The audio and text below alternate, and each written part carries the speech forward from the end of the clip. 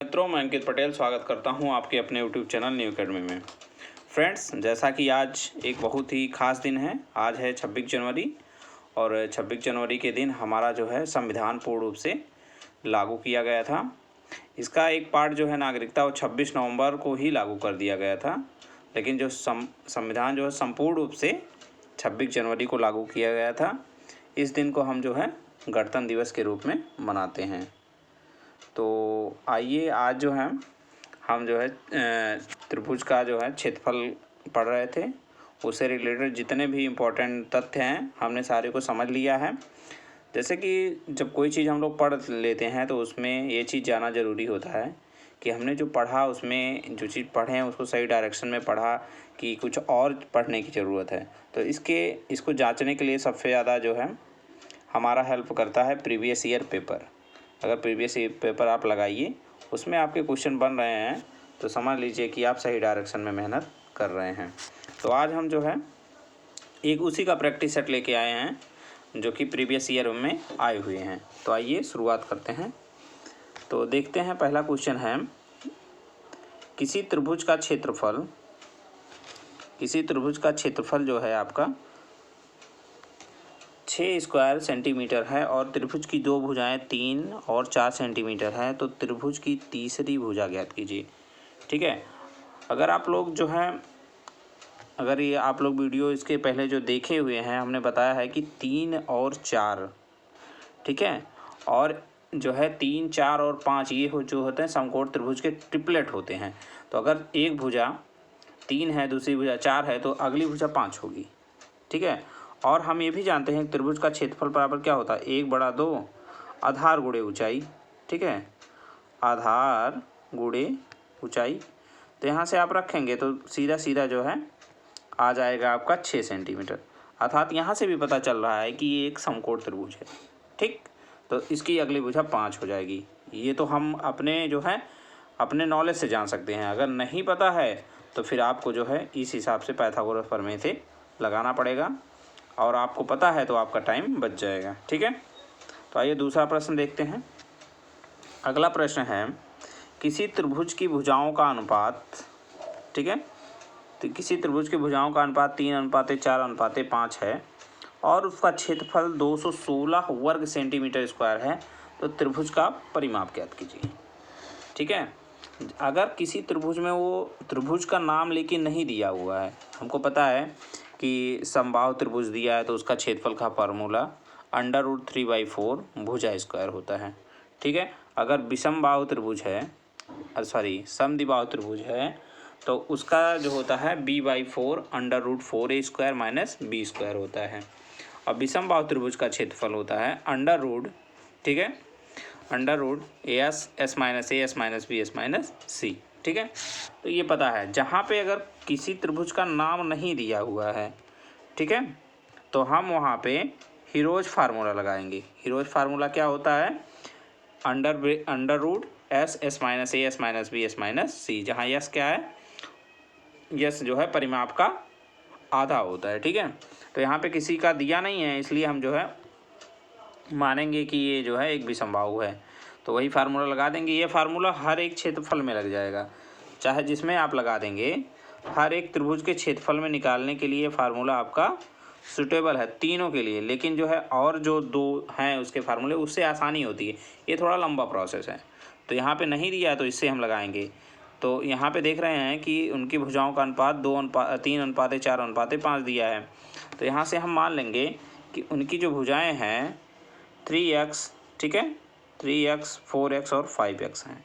ठीक है। तो यहाँ से आप जब s की वैल्यू निकालेंगे तो s की वैल्यू आपकी आ जाएगी 6x, इसमें पुट कर देंगे तो आपका s-a-b-c पे रखने पर जो है आपका बन जाएगा 6x²। और 6x² दिया कितना है, 6x² दिया है आपका 216। ठीक है, 216 दिया हुआ है। इसके बाद जब यहाँ से आप x की वैल्यू निकालेंगे तो 6 हो जाएगा। जब जो है हो जाएगा 6 और वहाँ 3:4:5 दिया है, सारे को जोड़ देंगे। 3, 4, 7, 5, 12 और 12 छक्का 72, तो उसका परिमाप क्या हो जाएगा, 72 हो जाएगा। ठीक है। तो इस हिसाब से हम लोग इसको कर लेंगे। अब देखिए ये कितना आसान क्वेश्चन है। नेक्स्ट देखते हैं। इसमें क्या है, एक त्रिभुज की ऊंचाई क्या होगी, त्रिभुज की ऊंचाई क्या होगी जिसकी प्रत्येक भुजा 4 सेंटीमीटर, और त्रिभुज कौन सा है, समबाहु त्रिभुज। हमको पता है समबाहु त्रिभुज का ऊंचाई क्या होता है, √3/2 इंटू भुजा। कितना आसान है, देख रहे हैं, इंटू भुजा कर दीजिए आप।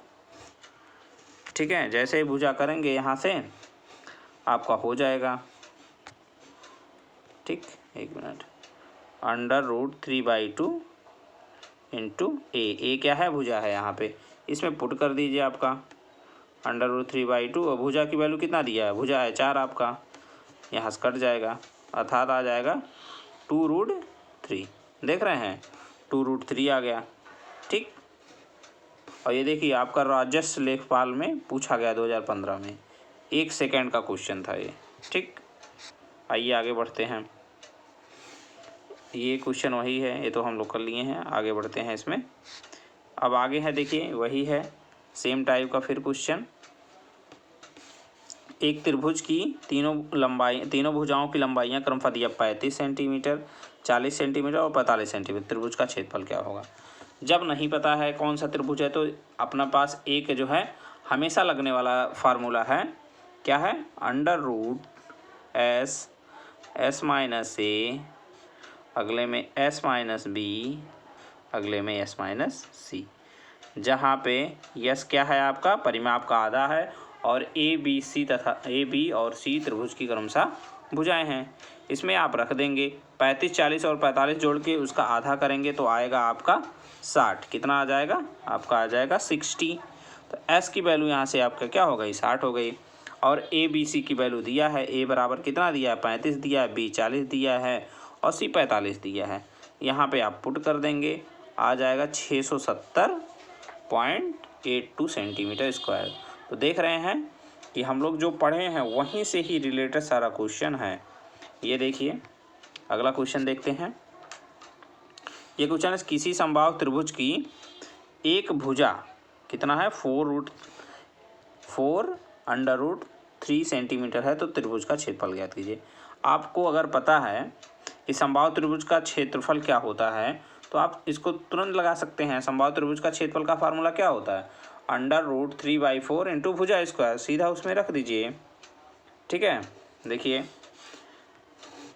क्या है, √3/4 भुजा स्क्वायर, इसमें आप रखेंगे तो √3/4 भुजा स्क्वायर, तो हो जाएगा 4 चौक 16 गुणे 3 हो जाएगा, 4 से को काट देंगे, 4 चौका 16 हो जाएगा, 4 तिहाई 12√3 हो जाएगा वर्ग सेंटीमीटर। देख रहे हैं सीधा फार्मूला बेस्ड क्वेश्चन है।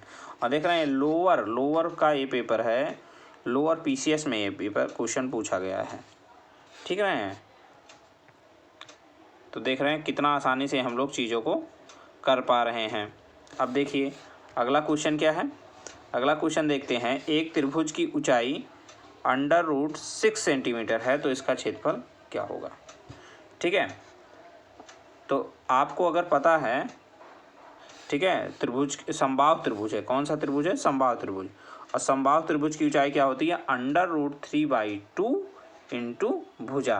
तो यहाँ से हमको क्या मिल जाएगी, त्रिभुज की भुजा मिल जाएगी, और जैसे ही हमको त्रिभुज की भुजा मिलेगी हम त्रिभुज का फार्मूला, क्षेत्रफल का फार्मूला लगाएंगे, √3/4 भुजा स्क्वायर, वहाँ से आराम से इसका क्षेत्रफल निकल जाएगा।